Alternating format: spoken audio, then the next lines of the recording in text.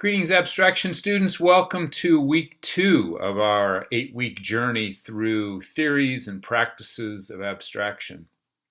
I'd like to spend some time giving you an overview of what to expect this week.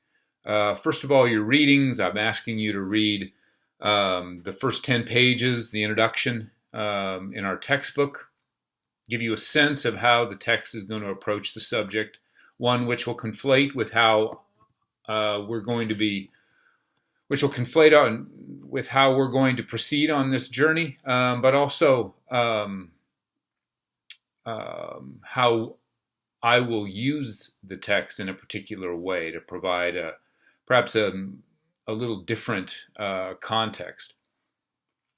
I also have asked you to read a very important essay by Donald Drew Egbert called The Theory of the Avant-Garde. For those of you that have had my classes that have been along with me on our various modern art historical journeys, Egbert is an essay that I often assign, and it's foundational in terms of how it understands the notion of the avant-garde as the engine that drives artistic and creative cultural practices in the 19th century and into the 20th century. And it's important because what it does is it sets the stage for us to think about why does stylistic change emerge in the visual arts during this period? What is the purpose of abstraction? What are not just its stylistic and art historical characteristics, but how does this particular cultural practice relate to broader social, cultural, and political processes? And that is something that I want us to be thinking about as well. The development of abstraction has something to do with the role of the arts in culture, in terms of the capacity of the arts to transform not only our sight, to give us new images, to help us to experience, to see the world differently. But the perception then, the belief, the avant-garde belief, is that those changes in perception, the changes in experience that abstraction images for us, presents to us, embodies, have political implications, have social implications, help us think and act differently towards each other and to how we organize society. And that is an important component. We cannot lose sight of the fact that as we're moving through what look like an endless litany of isms and various formal stylistic developments, that what is at stake is something broader than art history. It has something to do with culture more broadly, social processes, politics. It has to do with who we are as human beings and how that's mediated and how we understand who we are in relationship to each other, in relationship to the past, the relationship to a judge or a divine other, or how we understand the meaning of our lives as a social organization, as a social entity. And so abstraction and the development of abstraction in painting is much more than just simply an exercise in aesthetics. And so that essay is going to be helpful for us to begin to think about that way, and for you to be thinking about what does the development of the emergence of Picasso's Les Demoiselles d'Avignon in 1907 have to do with how we understand the world politically and socially? Ultimately, the question then is, how is art relevant to social life, to political life? And I began last week by connecting abstraction to how we understand the world epistemologically, cognitively, in terms of philosophy, in terms of what we know and how we experience the world. And I also have assigned a chapter in the art historian Linda Nochlund's very important book on realism, to give you a sense of, an in-depth sense of of the implications, and I think very interesting implications, for abstraction developing out of realism. And what I will suggest to you, and the things that I would like to be able to talk to you about, present to you for your consideration, is that by the development of realism, naturalism, empiricism in the visual arts, artists going out into nature, looking at nature closely, and trying to represent what they see. The difficulty of representing in paint what they are seeing and what that means when they see. Not just what they think is there or what they've been trained to know is there. That's a tree, for example. That's a sunrise. That's a haystack. But how they are seeing it. Literally, optically experiencing it. Lines, color. Line occurs in drawing. It's an artifice. It's a fiction of representation, and it's the key to how they were trained in the academy. Drawing, draftsmanship, was taught in the academy, and the academies emerged at the end of the 16th century in Italy. They spread to Paris and London. The most important and influential one is Paris, for a host of reasons. But official art, as it is structured, vetted, licensed through the academy in Paris, teaches draftsmanship. Line, drawing. It's intellectual, it's rational, it's not just, it's transforming what you see into what you know, into an ideal. Nature is colors. There isn't line in nature. What differentiates is an artifice. I want you to keep that in mind. Because what's important is what the academy teaches is artifice. The student at the academy doesn't go out into nature to paint the landscape. The student in the academy makes studies of ideal contexts,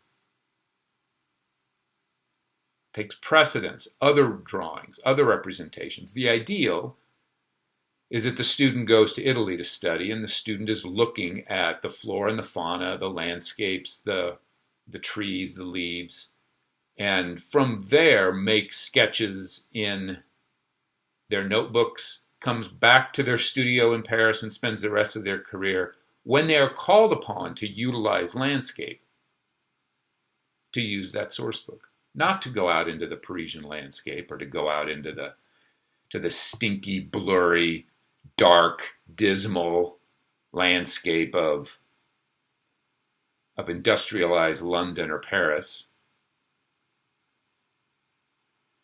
And the landscape in classical, official, academic painting is a historiated landscape. It's a backdrop for mythological, allegorical, Judeo-Christian stories, myths, stories. And so the landscape is an idealized landscape. It's not a particular place. But when artists in the 19th century are going out into particular places, when Monet is going out to paint haystacks, he's going out to paint this haystack that he sees. And the sun is coming up in the morning. And to capture what he sees, he has to paint quickly. He can't draw and sketch and ponder. He has to react. He has to use brush strokes. He has to use color. Paint and compose with color, not with line, which means that the painting becomes a sum total of brush strokes. You see the artist's hand. And Monet is doing it very quickly to be able to catch the reflection, because the reflection is changing what he sees. So it's one thing to say, I can say to you a haystack, and you conjure up in your mind what a haystack is, but it's very different going out into that landscape in Iowa, outside of Des Moines, and looking at that particular haystack at that particular time of year, at that particular time of day. And once that happens, how painting represents that changes. And so the Impressionist painters were accused of throwing paint on a canvas, like Jackson Pollock a century later. They're not painting paintings. They're not compositions. Also, art students in the academy were taught to draw the human figure not by drawing the nude first, but by drawing plaster casts of classical Greek and Roman statues. The ideal male, the ideal female. Then, when they saw the very not ideal male model or the female model, they could perfect them.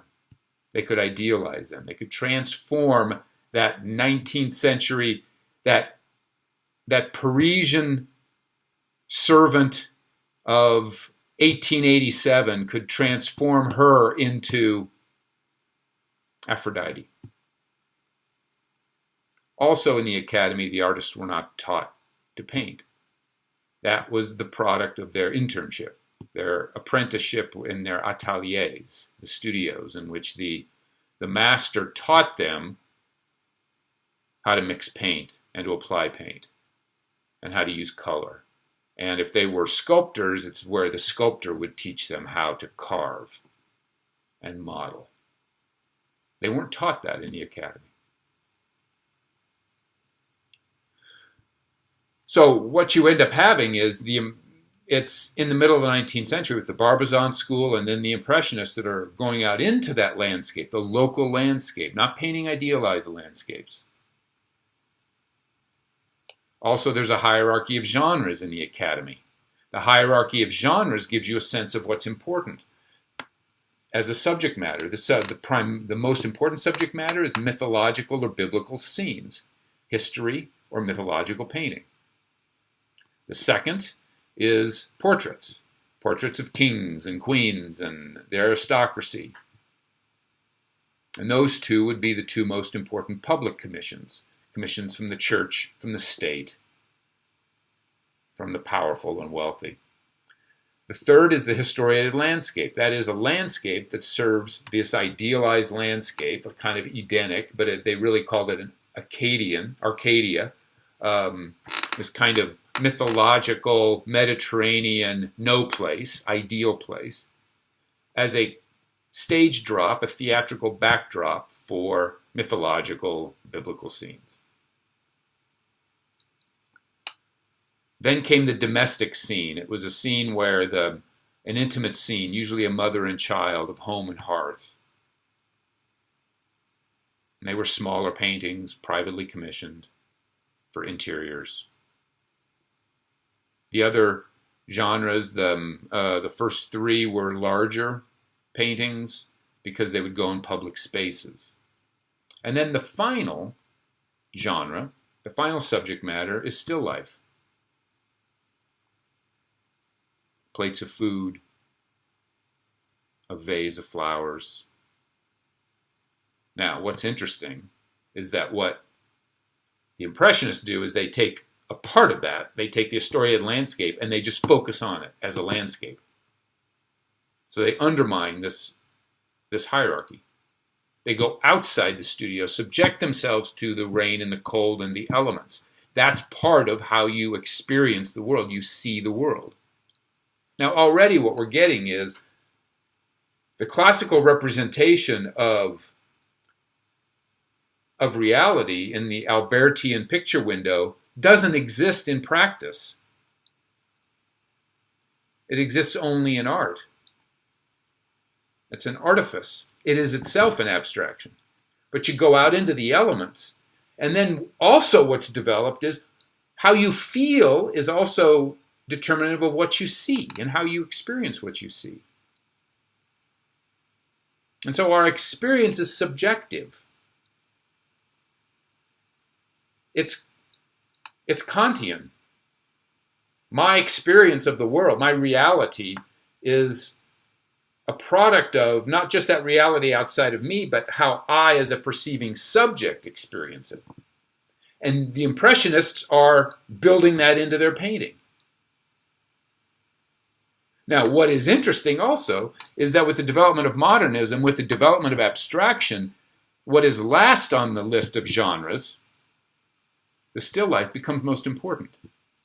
Van Gogh's sunflowers, Van Gogh's interiors, the land, the chairs, the Matisse's still lifes, Picasso's still lifes.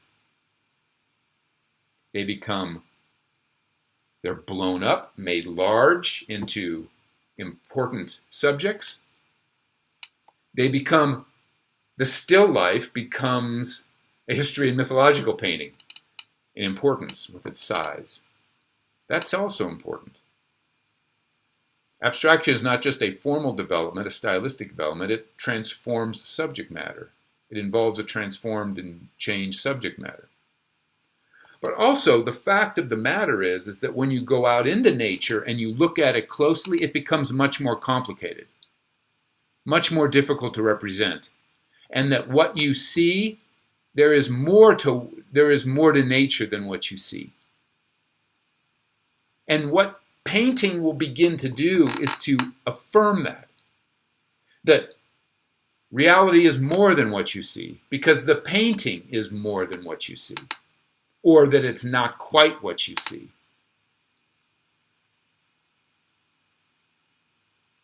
And it will also, abstraction will also consist of emphasizing the fact that a painting is not just a representation of something, it is also an artifact itself, an artifice itself. It is a fiction. It is not what you think it is, but you know what it is. So with the Albertian picture window in the Renaissance context, it's a fiction that we willingly suspend. It's a reality we suspend. We know that what Raphael's School of Athens is paint applied to a wall. We know that. However, we suspend that. We suspend our disbelief or our recognition in order to be transfixed by the illusion that that is Plato and Aristotle.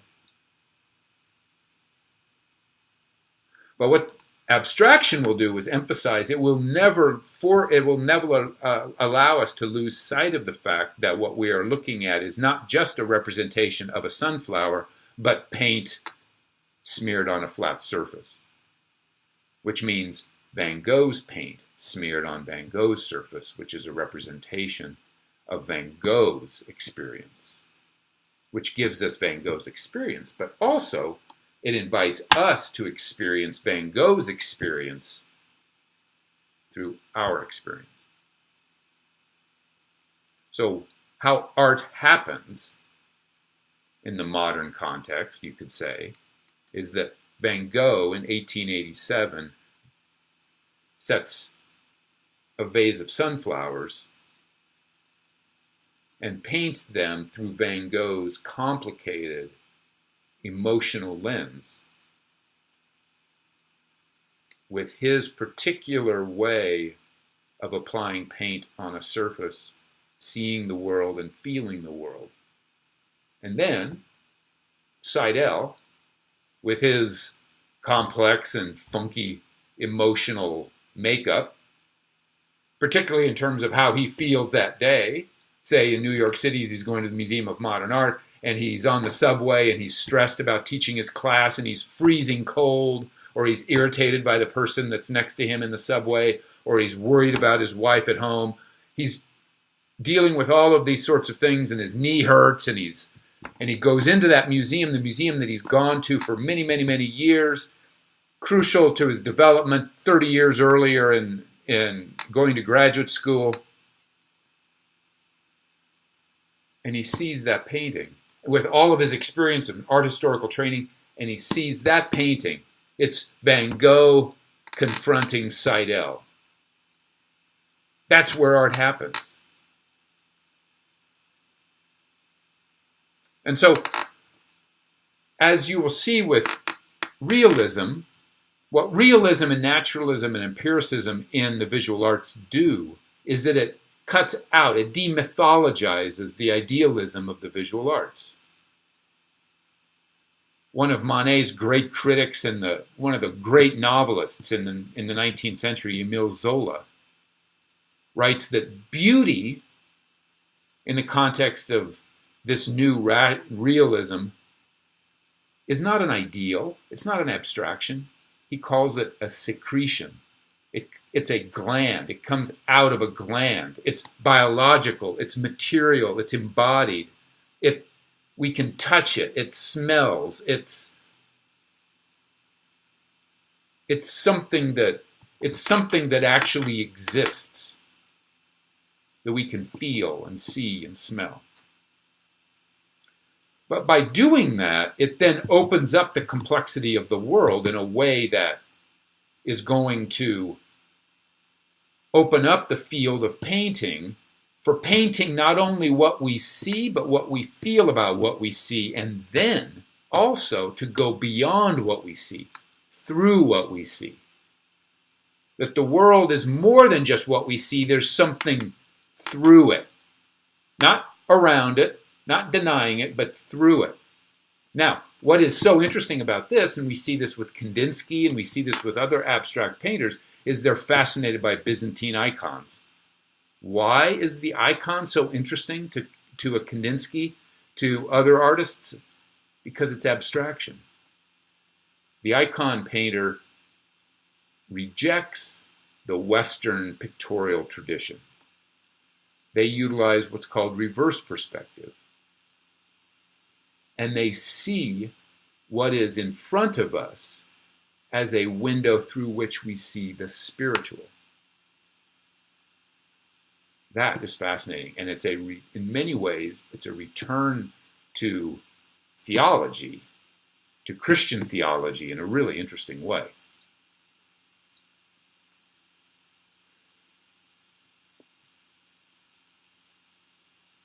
And within that context, that's the development out of Impressionism in the late 19th century into symbolism, the Nabi, who see Cézanne as their patron saint and who want to see the visual world as symbolic of a deeper reality. So I hope these thoughts are helpful to you. I'll be addressing you again at the end of the week on Friday with some of my thoughts and responses to your discussion prompts, which I cannot wait to read and get going in terms of our engagement and connection with each other. Have a blessed and productive week.